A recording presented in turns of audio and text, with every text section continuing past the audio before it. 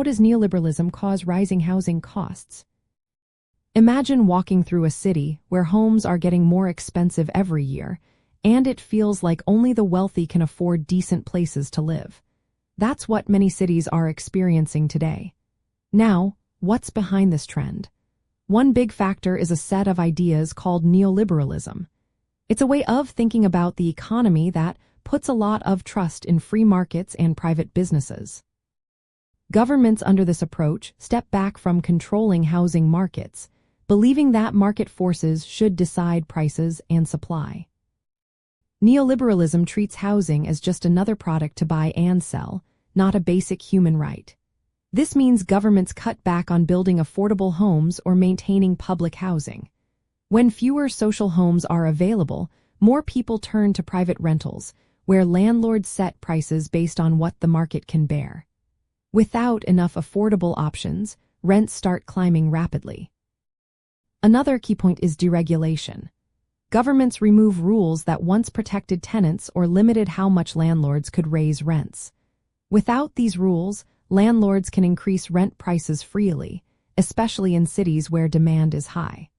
For example, if rent controls are lifted, a landlord might raise rent by 20% or more in a year, making it hard for tenants to keep up. Financialization is also a big part of the story. Under neoliberal policies, housing becomes a way for investors to make money.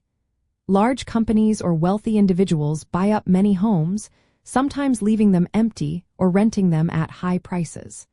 This reduces the number of homes available for regular people and pushes prices even higher. Subsidies and incentives like tax breaks for developers or rent vouchers are meant to help, but they often don't solve the core problem. Instead, they can increase demand without increasing supply.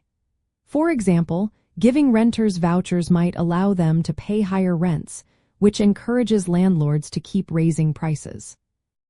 From a socialist point of view, these policies benefit landlords, investors, and developers, not the people who need homes. The result is a widening gap between those who can afford housing and those who cannot. This leads to more homelessness, overcrowding, and displacement, especially in big cities. Looking at real-world examples, since the 1980s, many countries have seen a sharp drop in social housing.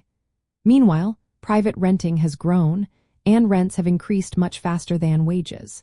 Today, many renters spend over 30% of their income just to keep a roof over their heads. Often, affordable housing programs are aimed at middle or upper-income groups, leaving the poorest with fewer options.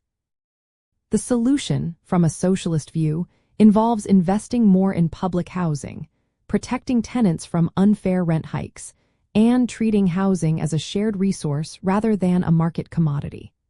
Building more social housing, regulating rents, and limiting the power of landlords could make housing more accessible and affordable for everyone. In short, neoliberalism causes rising housing costs because it relies on market forces instead of social needs, reduces government involvement, and treats homes as profit-making assets. This approach increases inequality and insecurity, making it harder for many people to find a safe, affordable place to live.